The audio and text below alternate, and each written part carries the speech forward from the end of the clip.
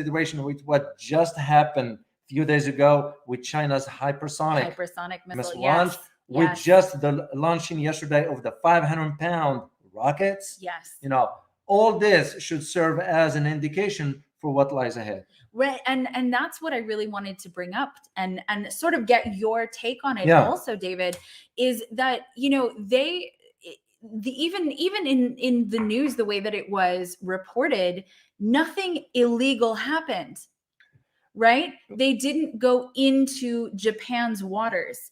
It feels more like a statement, don't you think? You're absolutely correct. And just to clarify this, the chief, and I had to find out his quote, the deputy chief cabinet secretary, his name is Yoshihiko Asosaki. I hope I pronounced it correctly. So, and what he said, and I quote, the government is closely watching Chinese and Russian naval vessels activities around Japan, like this one, with a high interest. What is interesting about his comment, it was that this passage of the Chinese and the Russians vessels, they were within the international water. And how this happened?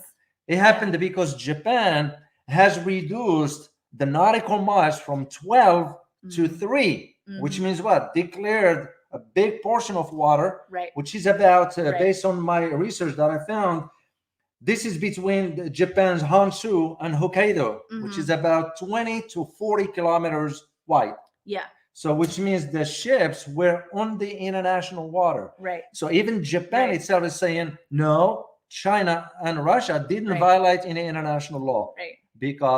But the question that comes from this is, why aren't we hearing the same thing when it comes down to the Taiwan Strait? Yes. And I think the difference has to be because there is conflict in that area, whereas China and Russia don't have a ton of conflict with Japan. There are a couple of outlier islands that there are some conflicts, right? But it's nowhere near what it is with Taiwan. Yeah, you're absolutely correct. Because the idea of, here's two things that you need to know. The two things are the Strait of Taiwan. There are conflicts on both sides.